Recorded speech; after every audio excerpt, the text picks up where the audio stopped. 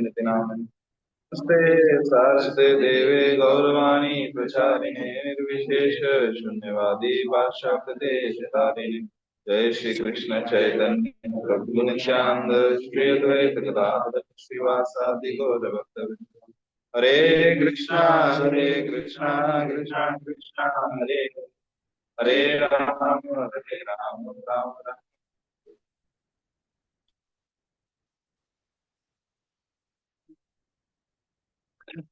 हरे कृष्णा। कल हमने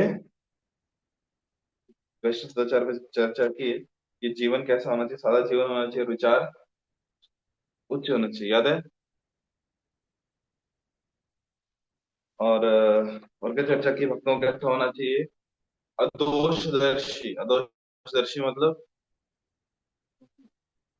कल कल कौन था पहले वो बता।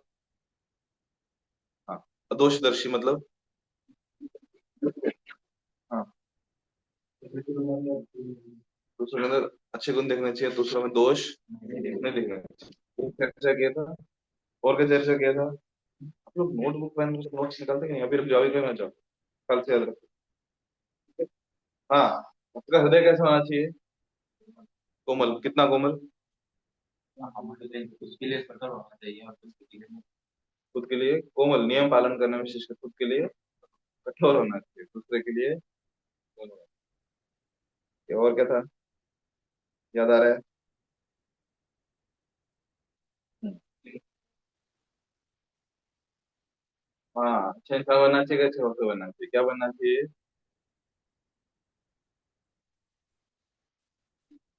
दोनों एक ही है, अलग अलग नहीं है। अगर आप अच्छे भक्त हो मतलब आप अच्छे इंसान हो। ठीक है। तो आगे है, सदाचार के बिना कोई भी सफल नहीं हो सकता। सत्य आचरण, सदाचार है वैष्णव जीवन में, उसके बिना कोई सफल नहीं हो सकता। तो हमें भक्ति में यदि सफल होना है तो हमें सदाचार का पालन करना बहुत आवश्यक है। शिष्टाचार के बिना यदि किसी ने वेदों के सभी अंगों का अध्ययन भी क्यों ना किया हो फिर भी वो शुद्ध नहीं हो सकता। वेद के जितने भी अंग हैं, एक हो गए वेद, उसके तो फिर अंग होते हैं। तो जितने भी अंग हैं यदि उसको पाठ भी कर लिया फिर भी यदि शिष्टाचार नहीं है तो फिर शुद्ध नहीं हो सकता। जैसे बहुत बार आपने देखा होगा समाज में भी कि कोई व्यक्ति बहुत पढ़ा लिखा है, ग्रेजुएशन की है, पोस्ट ग्रेजुएशन की है, पर जब उनसे बात करते हैं वो ठीक ढंग से बात नहीं करते। मतलब ऐसा लगता है कि सच में पढ़ा लिखा व्यक्ति है कि नहीं। होता है ऐसा। सब लोग समझ रहे हैं ना मैं क्या बोल रहा हूँ। देखो, हम कोई फिलोसफी डिस्कस नहीं कर रहे हैं, हम बस वही चीज डिस्कस कर रहे हैं जो हमें सदाचार की जीवन कैसे जीना। जैसे आपके कॉलेज में थ्योरेटिकल प्रोजेक्ट है, कौन सा, ह्यूमन वैल्यूज का क्या है। हाँ, है ना, तो समझ लो भाई, वैष्णव जीवन में वैल्यूज क्या क्या होनी चाहिए, जीवन कैसे जीना। शिष्टाचार का पालन ना करने वाला यदि सभी शास्त्रों में पारंगत वैष्णव बनता है तो भी मृत्यु के समय उसका समस्त ज्ञान नष्ट हो जाता है। वैष्णव है, सभी वेदों में पारंगत है, और फिर भी सदाचार नहीं है जीवन में, तो मृत्यु के समय सभी ज्ञान नष्ट हो जाएगा। वैष्णव आचरण का त्याग करना निश्चित रूप से स्वयं के आध्यात्मिक जीवन का अंत करने के समान है। इसलिए हमें वैष्णव आचरण का सदाचार का मुख्य पालन करना। अच्छा आचरण यश, ऐश्वर्य, आयु आदि को बढ़ाता है एवं सभी अमंगलों का नाश करता है। यश मतलब सफलता। हिंदी में यश का मतलब होता है फेम। फेम मतलब फेमस है, प्रसिद्धि है। और ऐश्वर्य मतलब धन, प्रॉस्पेरिटी। आयु भी बढ़ती है। अच्छा, श्रील प्रभुपाद कहते थे वैष्णव की क्या पहचान है, तो एक सभ्य व्यक्ति होता है, परफेक्ट जेंटलमैन। जैसे अगर कॉर्पोरेट में जाते हो तो वहां पे कैसे perfect gentleman, how they decide कि आप सूट बूट में होने चाहिए, टाई होनी चाहिए, बाल बने हुए होने चाहिए, यहाँ जेब में ऊपर एक हैंकर होना चाहिए त्रिकोण में, है ना। ऐसे ही होता है ना, तब कहते हैं परफेक्ट जेंटलमैन। बट सिर्फ बाहर के अटायर से नहीं होता कि एक्सटर्नल अटायर के कैसे जेंटलमैन का आचरण कैसे। कि आप डीलिंग कैसे कर रहे हो। ये तो बहुत बार ऐसा होता है, बहुत अमीर व्यक्ति है, बहुत पैसा है, पर सामने वाले से जब बात कर रहा है, गालियां दे रहा है, इज यूजिंग प्रोफेनिटी, इतनी गालियां दे रहा है कि हम लोग मतलब उसको समझ नहीं आ रहा है मेरी गलती क्या है। पढ़े लिखे व्यक्ति को तुम गालियां क्यों दे रहे हो? पॉइंट समझ में आ रहा है मैं क्या बोलना चाहता हूँ? अभी हम चर्चा करेंगे कि मंदिर में कौन कौन से नियम पालने चाहिए। मंदिर में है ना, तो मंदिर में किन नियमों का पालन होना चाहिए, उस पर चर्चा करेंगे। तो विनम्रता क्या चीज होती है? तो प्राचीन काल में, अभी तो नहीं, पहले के समय में राजा महाराजे मंदिर कैसे जाते थे, मतलब कहीं भी जाना तो कैसे जाते थे, पालकी में बैठ के जाते थे। पालकी पता ना, यहाँ पे चार लोग कंधे में उठा के फिर उसको लेके जाते। तो फिर भी जब मंदिर जाना होता है तो कहा जाता है कि मंदिर में पालकी में प्रवेश नहीं किया जाता। तो मंदिर में राजा कौन है? जैसे ये जो घर है या किसी का भी कोई घर है, आपके भी जो घर है, तो घर का स्वामी कौन है, घर का मालिक कौन है? यदि किसी व्यक्ति को लगता है कि मैं घर का मालिक हूँ तो वो अहंकार है। और यदि घर में सुख शांति चाहिए तो घर का मालिक कौन है? भगवान। वो घर के मालिक। अभी तो मंदिर में जाया जाता है तो गाड़ी बाहर होती है, पालकी है वो भी बाहर होती है, जूते चप्पल बाहर, बेल्ट बाहर। क्यों? क्योंकि इसके माध्यम से हम ये बता रहे हैं कि हमारा अहंकार भी हम बाहर ही रख के आते हैं। हम नम्रता दिखा रहे हो भगवान को कि आपके आगे में कुछ भी नहीं।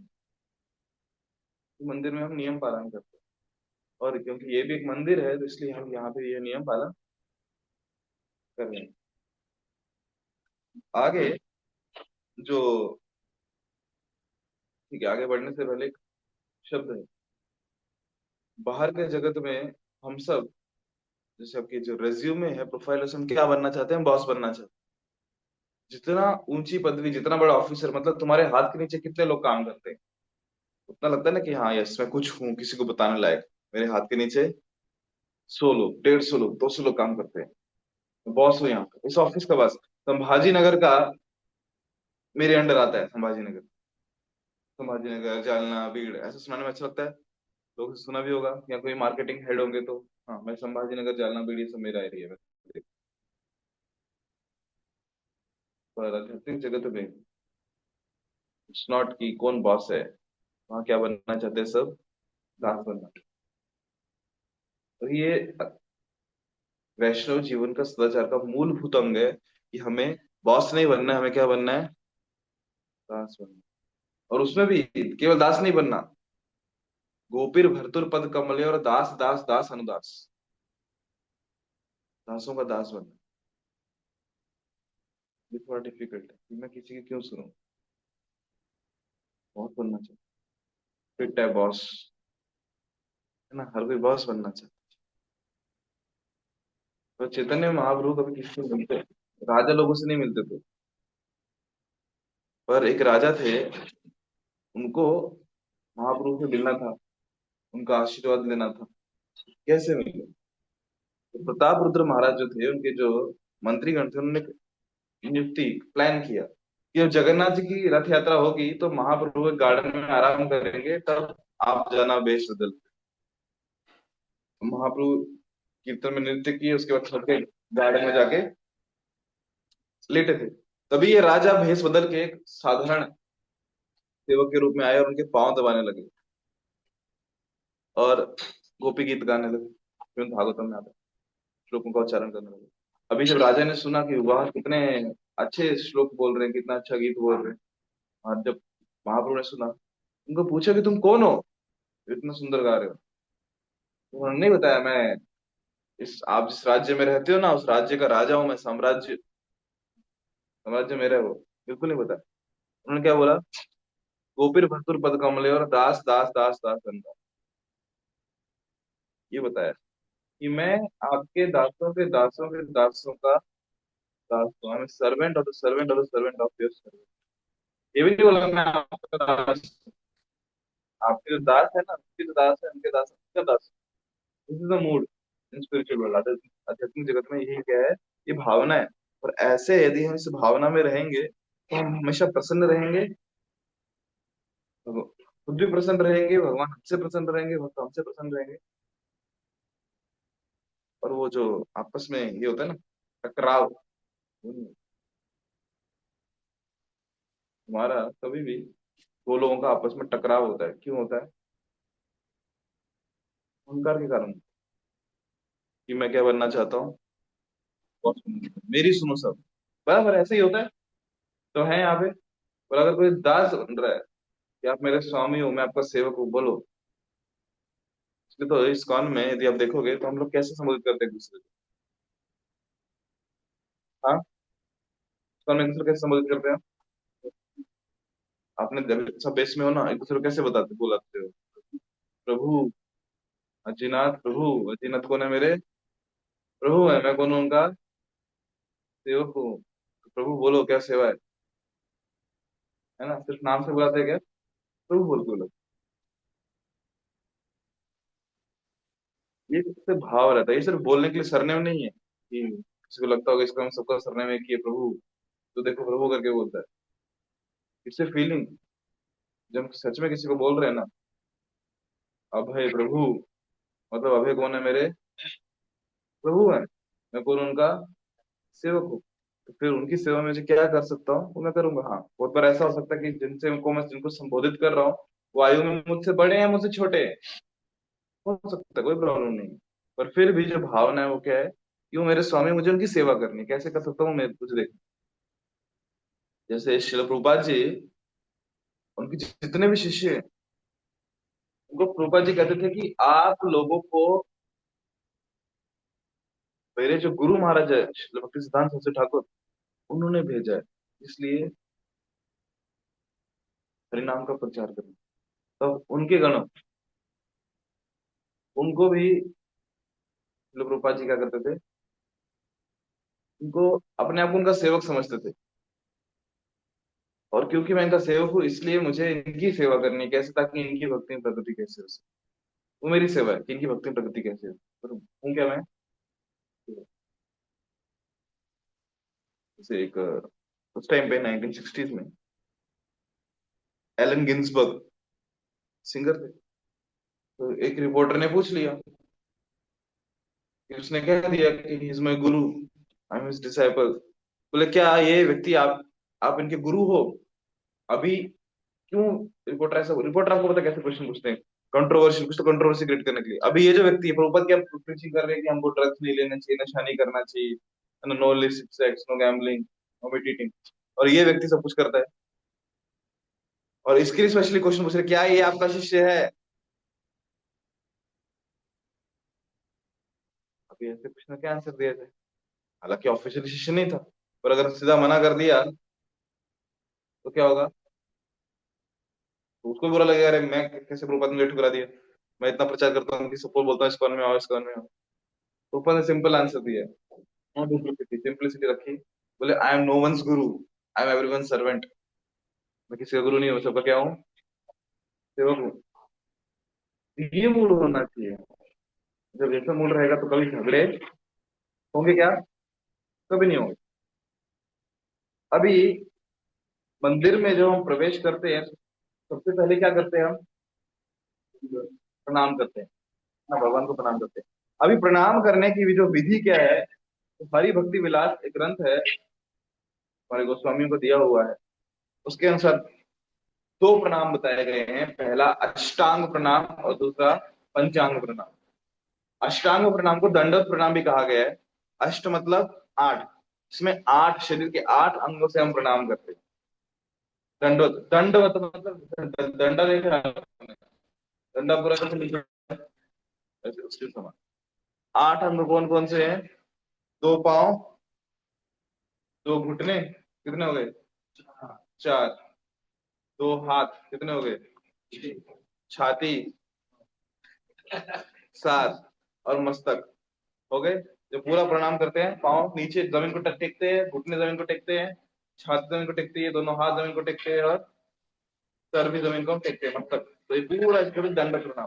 तो जब भी भगवान के सामने जाते हैं ऐसे हम दंडवत प्रणाम करते हैं। ये विधि है। ये देखो, ये ऐसे पूरा दिख रहा है। ये ऐसे नहीं करते नीचे वाला। हाँ जोड़ते ना। ठीक है। ये है अष्टांग प्रणाम। जो पुरुष गण है, मतलब आप सभी लोग, तो ऐसे ही भगवान को प्रणाम करते हैं। हाँ, माताएं पंचांग प्रणाम करती है, बट आपको पूरा दंडवत प्रणाम करना है। अभी वैष्णव जो है, कौन है वैष्णव? बाजू वाले। तो वैष्णव को प्रणाम करना होता है। जब भी वैष्णव दिखे, उनको भी प्रणाम करना होता है। क्यों वैष्णव को प्रणाम करना है? क्योंकि वैष्णव जो है वो श्रेष्ठ व्यक्ति है, क्योंकि वो हरिनाम का जप करते हैं। ब्रह्मांड तारित शक्ति धरे जने जने, ए वेद पुराण गुण गाय के बस में। कि एक एक वैष्णव ना पूरे ब्रह्मांड को तारने की शक्ति रखता है। हाँ कार्तिक गुरु, कितनी? पूरे ब्रह्म को नहीं, ब्रह्मांड को। हाँ। कौन रखता है शक्ति? कौन है वैष्णव? दिख रहा है कोई आपके पीछे? दिख रहा है कोई आपके पीछे? कौन है? और पीछे? पूरे ब्रह्मांड को तारने की शक्ति रखते हो। तो कौन है वो? वैष्णव। क्यों तारने की शक्ति रखते हैं? क्योंकि वो हरि नाम का जप कर रहे हैं, उन्होंने अपना जीवन भगवान को समर्पित कर दिया। ये वैष्णव की महानता है, हमें समझ में नहीं आता पर है। इसलिए वैष्णव को क्या करना चाहिए? प्रणाम करना चाहिए। जब वैष्णव देखे उन्हें प्रणाम करना चाहिए, गुरुजनों को प्रणाम करना चाहिए। कैसे करना चाहिए? पंचांग प्रणाम। पूरा अष्टांग नहीं, कैसा? पंचांग। पंचांग प्रणाम में क्या होता है? दो घुटने, दो हाथ और एक मस्तक। पंचांग प्रणाम कैसा होता है? दिख रहा है? ऐसे होता है पंचांग प्रणाम। और जब पंचांग प्रणाम करते हैं तो उसमें दोनों हाथ में, अच्छा कभी एक हाथ से, आजकल चल रहा है वो कल्चर, ठीक है? प्रणाम कभी एक हाथ से नहीं होता। प्रणाम कैसे होता है? दोनों हाथ। और विशेषकर वैष्णव में या तो अष्टांग है या पंचांग प्रणाम। और जब हम पंचांग प्रणाम करते हैं तो सबसे बात, अगर हो सकता है कभी कभी आप नाम जप कर रहे हो, तो नाम जप करते समय जो बीड बैग है, माला, जब थैली है, वो जमीन को स्पर्श नहीं होनी चाहिए। अभी जब हम प्रणाम करते, दंडवत प्रणाम करते हैं भगवान को, तो उस समय कुछ मंत्रों का उच्चारण करना होता है। वो मंत्र हमें आने चाहिए। जैसे जैसे हम भगवान को प्रणाम कर रहे हैं, तो पहले गुरु को प्रणाम करेंगे। अभी क्योंकि आपकी दीक्षा नहीं हुई है, तो परम गुरु हमारे श्रील गुरुपाद जी, तो पहले श्रील गुरुपाद जी का मंत्र है, वो उच्चारण करना होता है। कौन सा मंत्र है? नमो ओम विष्णुपादाय कृष्ण पृष्ठाय भूतले श्रीमते भक्ति वेदांत स्वामिनिति नामिने नमस्ते सारस्वते देवे गौरवाणी प्रचारिणे निर्विशेष शून्यवादी भाषा निर्देश। ये प्रपद का प्रणाम मंत्र है। तो पहले ऐसे प्रणाम मंत्र करना होता है। उसके बाद फिर जो हमारी गुरु परंपरा है, पंचतत्व मंत्र, जय श्री कृष्ण चैतन्य प्रभु नित्यानंद श्री अद्वैत गदाधर श्रीवासादि गौर, हो गया पंचतत्व। फिर उसके बाद भगवान है, उनका मंत्र है। कौन सा मंत्र है? हे कृष्ण करुणा सिंधु दीन बंधु जगतपते गोपेश्वर गोपी का कांत राधा कांत नमस्ते तप्त कांचन गौरांगी राधे वृंदावनेश्वरी वृषभानुसुते देव प्रणमामि। हरे कृष्ण कृष्ण कृष्ण हरे हरे, हरे राम राम राम हरे। ठीक है, इतने नहीं तो ये सब मंत्र भगवद गीता में स्टार्टिंग में दिए हैं, यहाँ पढ़ सकते हो। इतने तो कम से कम प्रभुपाद का प्रणाम मंत्र, पंचतत्व मंत्र, जय श्री कृष्ण चैतन्य और हरे कृष्ण महामंत्र। ठीक है। तो दंडवत करते हैं तो इन मंत्रों का उच्चारण हमें करना होता है। ठीक है, हम भगवान को प्रणाम कर रहे हैं। उसके बाद जब भी, अच्छा ठीक है, भगवान को प्रणाम कब करना है और कब नहीं करना? तो भगवान जब जागे हैं तब उनको प्रणाम करना है। तो जो आप लोग रात को लेट आए, भगवान सोए हुए हैं, उस समय उनको प्रणाम नहीं किया जाता। या फिर मंदिरों में विशेषकर दोपहर को 1 बजे से लेकर 4:30 बजे तक भगवान दिन में विश्राम करते हैं। पट बंद होते हैं, है ना, तो उस समय भगवान को प्रणाम नहीं किया जाता। तो भगवान को प्रणाम कब करना है, जब भगवान जागे। ठीक है। हाँ। और जब भगवान सोए हुए हैं या स्नान कर रहे हैं, उस समय ना तो उनको प्रणाम किया जाता है, ना उनकी प्रदक्षिणा की जाती है, जो मंदिर में है। जब सोए हैं तब भी ना प्रदक्षिणा, प्रदक्षिणा पता है ना सबको, प्रदक्षिणा भी नहीं करनी, तब भी नहीं करनी जब सोए हैं, और जब स्नान करें तब भी नहीं करनी। अभी कभी कभी, ये आपके लिए नहीं है पर भविष्य में आगे चल के कभी, मंदिर में गर्भगृह होता है, पता है आपको? गर्भगृह जानते हैं क्या होता है? जो भगवान का अंदर का कमरा, जहाँ भगवान उपस्थित हैं, हम वहां प्रवेश हमें नहीं होता है। समझ गए ना, गर्भगृह अंदर कमरे जहाँ भगवान थे, सबके लिए अंदर एंट्री नहीं, सब पुजारी लोगों का एंट्री होती है। जब अंदर का जो एरिया ना, वहां वहां पे दंडवत नहीं किया जाता। भगवान का गर्भगृह है, भगवान का कमरा है, वहां पे अंदर जाके भगवान को दंडवत प्रणाम नहीं करते। वहाँ हाथ खड़े खड़े हाथ जोड़ के उनको प्रणाम कर सकते हैं। तो वहां से बाहर आके हॉल में, टेम्पल हॉल जो होता है, वहां आके भगवान को प्रणाम किया जाता है। ठीक है। अभी ये तो हो गया भगवान का। वैष्णव को कैसे करते हैं? पंचांग प्रणाम। मंत्र क्या है वैष्णव को प्रणाम करने के लिए? मंत्र बहुत सरल है। वांछा कल्पतरुभ्यश्च कृपा सिंधुभ्यश्च पतितानां पावनेभ्यो वैष्णवेभ्यो। ये मंत्र हमें याद होना चाहिए। इसका अर्थ ये है कि वांछा मतलब इच्छा, कल्पतरु, कल्पतरु मतलब देखो, तरु मतलब वृक्ष होता है, कल्प मतलब जो इच्छाएं पूरी करता है, इच्छाएं करने वाला, पूरी करने वाला वृक्ष को कल्पतरु कहते हैं। तो जो वैष्णव है वो सभी प्रकार की इच्छाएं पूरी करते हैं, वैष्णव महान है। तो कहते हैं कि मैं भगवत भक्त वैष्णव को सादर प्रणाम करता हूँ, जो कल्प वृक्ष के समान प्रत्येक इच्छा पूरी करते हैं, जो दया के सागर हैं एवं पतितों का उद्धार करते हैं। पतित पावन है, पतिता नाम पावने भी हो, जो पतितों को पावन करते हैं वो वैष्णव है। और जो किसके सागर हैं? दया के सागर हैं, जो मेरे दोषों को देखते नहीं है। तो ऐसे जो महान वैष्णव, उनको मैं क्या करता हूँ? प्रणाम। जो हम प्रणाम करते हैं ना, तो इसका मंत्र का उच्चारण करते हैं। अभी वैष्णव को भी कब प्रणाम करना है, कब नहीं करना है, तो भैया नारदीय पुराण में वर्णन आता है कि वैष्णव को कब प्रणाम नहीं करना चाहिए। वैष्णव जब स्नान कर रहे हो तब उन्हें प्रणाम नहीं किया जाता। फूल तोड़ रहे हैं भगवान की सेवा के लिए, तब उन्हें प्रणाम नहीं किया जाता। पानी ला रहे हैं तब प्रणाम नहीं किया जाता। और जब प्रसाद ले रहे हैं तब प्रणाम नहीं करना। ठीक है, तो इस समय प्रणाम नहीं करना, बाकी समय जब भी वैष्णव देखिए उन्हें प्रणाम करना चाहिए। अभी जो मंदिर में प्रवेश करते हैं, किसी भी मंदिर, इस्कॉन के मंदिर में विशेषकर जब प्रवेश करोगे, तो वहां आप देखोगे सबसे पहले कौन है? प्रभुपाद जी। यहाँ पे हमारे पास प्रभुपाद जी थे, और ठीक है, अभी वहां पे जाके हम प्रॉपर फिर से करेंगे। तो पहले प्रणाम प्रभुपाद को होता है, डायरेक्ट भगवान को प्रणाम नहीं होता।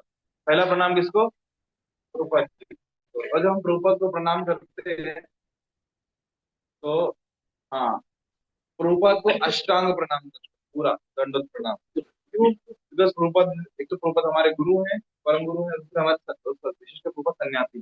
जब भी कोई सन्यासी दिखे उन्हें पूरा प्रणाम होता है, अष्टांग। ठीक है। बाकी वैष्णव को पंचांग प्रणाम, पर सन्यासी को कभी पंचांग प्रणाम नहीं, पूरा दंड प्रणाम। प्रभुपाद को विशेषकर हम दंड प्रणाम करते हैं फुल। और उस समय प्रभुपाद हमारे बाईं ओर होने चाहिए।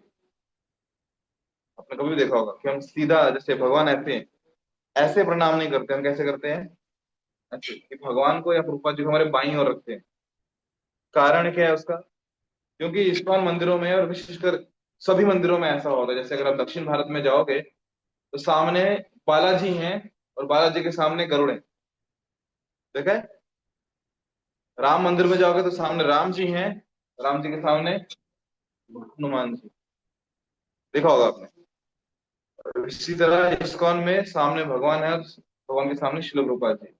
उसका कारण ये है कि अगर हम भगवान को सीधा प्रणाम करेंगे तो पाँव कहाँ पे जाएंगे? वैष्णव के प्रति। तो इसलिए टेढ़ा प्रणाम करते हैं।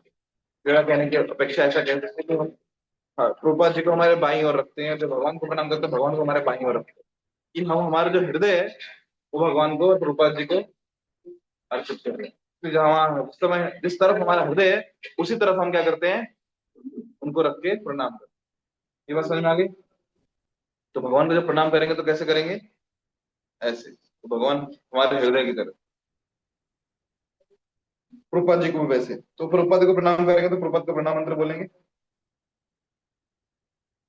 तो अभी वैष्णव को जो प्रणाम कर रहे हैं, कब कर रहे हैं?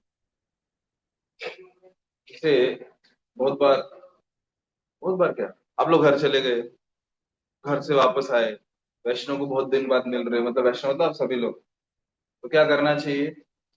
उन्हें प्रणाम करना चाहिए कि ये वैष्णव है, ये सदाचार होना चाहिए। सचिनाथ ध्रुव आए, तो उनसे बाहर से उन्हें कार्तिक ध्रुव दिख गए, क्या करना चाहिए? उनको झुक के प्रणाम करना चाहिए। ऊंचा होना, वांछा कल्पतरुभ्यश्च कृपा सिंधु भयश्च पतितानां पावनेभ्यो वैष्णवेभ्यो नमो नमः। या वैष्णव, इसमें आपको प्रणाम करना है। अपने कार्तिक ध्रुव ने क्या करना चाहिए? आशीर्वाद देना चाहिए।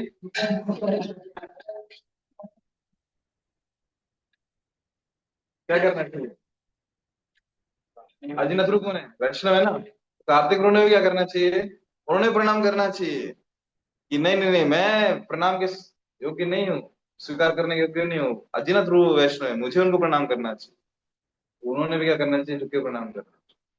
जैसे आर्मी में होता है ना, सल्यूट करते हैं, ऑफिसर को सल्यूट किया तो ऑफिसर क्या करता है? वो ये करते हैं। हाँ, अभी देखो, ऑफिसर जो है उसके लिए आवश्यक नहीं है कि वो विश्व पर दोबारा सल्यूट करे। जो महान वैष्णव है उन्हें आवश्यकता नहीं कि वो प्रणाम करे, मेरी आवश्यकता है कि मुझे वैष्णव को प्रणाम करना है। हाँ, सामने वाला व्यक्ति है उसमें नम्रता है, इसलिए वो भी क्या करेगा? वो झुक के प्रणाम। हाँ, अगर आपको लगता है आप गुरु हो तो दो आशीर्वाद। यदि आपको लगता है कि अभी आप भी सेवक हो, क्या करो? प्रणाम। ठीक है, ये कल्चर है। तो प्रभुपाद के जो प्रणाम मंत्र है उसका अर्थ क्या है? कि मैं कृष्ण कृपा मूर्ति श्री मूर्ति ऐसी भक्तिदान स्वामी प्रभुपाद को सादर प्रणाम करता हूँ, जो भगवान श्री कृष्ण के चरण कमलों का आश्रय लेने के कारण भगवान को अत्यंत प्रिय है।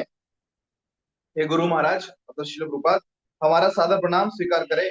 आप श्रील भक्ति सिद्धांत सरस्वती गोस्वामी के प्रिय सेवक हैं, और आपने आप उनकी आज्ञा अनुसार श्री चैतन्य महाप्रभु के संदेश का प्रचार करते हुए निर्विशेष और शून्यवाद से ग्रसित पाश्चात्य जगत का उद्धार किया है।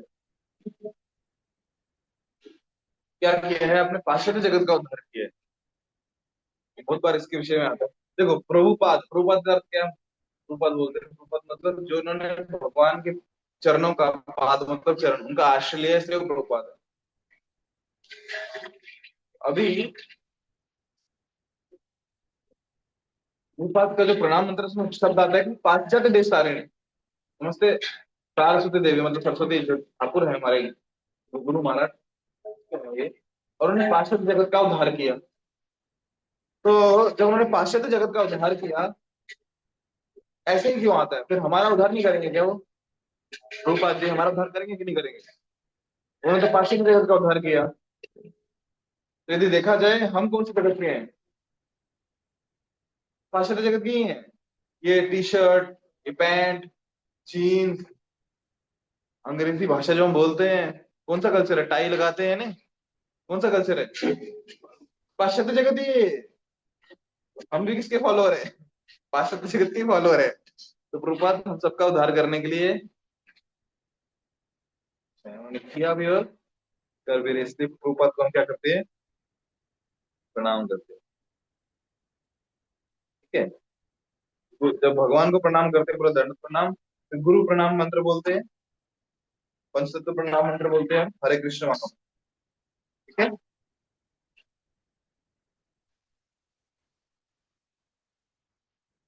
इतना सफिशिएंट आज के लिए। जब भी हम मंदिर में प्रवेश करते हैं बाहर से, मंदिर है ना ये, तो बाहर जब भी मंदिर में प्रवेश करते हैं, कॉलेज से आए, कहीं गए थे दुकान पे कुछ खरीदने के लिए, जब भी आ रहे हैं तो पहले क्या करना चाहिए? प्रणाम। किसको?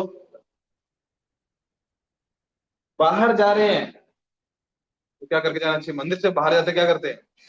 भगवान को प्रणाम करके फिर जाते हैं। ऐसे ही होता है। मंदिर जब आते जाते हैं, कई मंदिर है वो भगवान है। जब कहीं बाहर जा रहे हैं तो उनकी अनुमति लेके जा रहे हैं, आ रहे हैं तो फिर उनको प्रणाम करते हैं। सरल है। ये हैबिट में हो जाना चाहिए। या उनके घर में राजा सामने बैठा है, दरबार में राजा दरबार में होता है ना, कि दरबार में प्रवेश किया, राजा सामने बैठा है तो क्या करते हैं?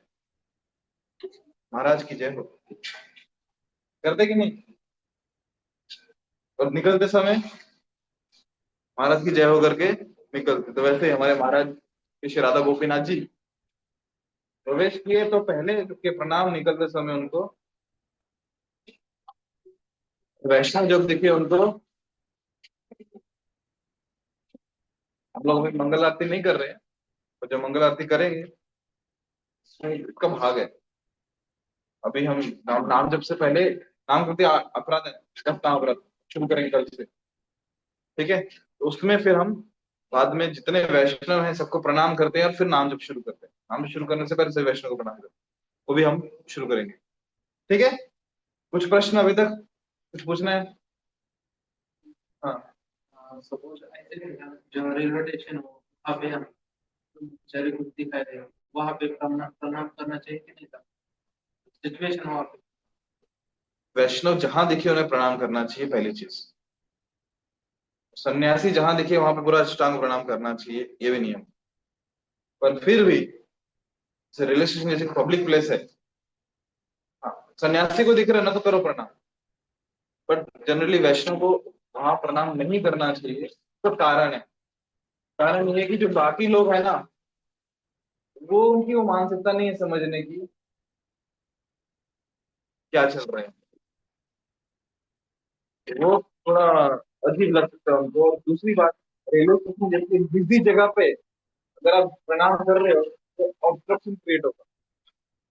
जो लोग बिजी लोग हैं, मतलब बिजी एरिया, लोग आ रहे हैं जा रहे हैं, हाँ कोई खाली एकांत स्थान है वहां पर भीड़ में अगर झुकोगे तो आपको भी चोट लग सकती है, किसी और को भी चोट लग सकती है। क्वेश्चन देखो, वहां पे आप हाथ जोड़ के प्रणाम करो उनको।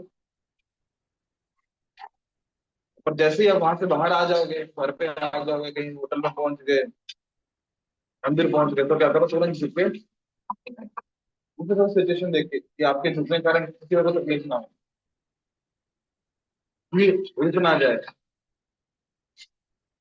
एक चीज और है कि देखो, जैसे जब हम मंदिर में जाते हैं, खासकर धाम के समय, तो धाम में क्या होता है कि लाइन बहुत लंबी लगी हुई है सबको दर्शन करने हैं।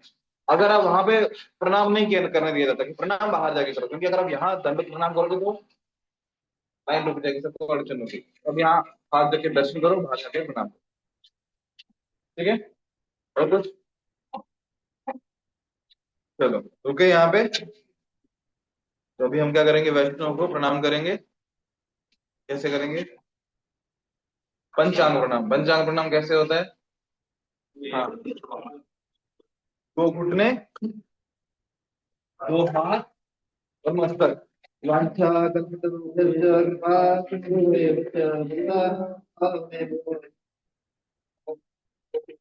की शिल प्रपाद की। हरे कृष्ण।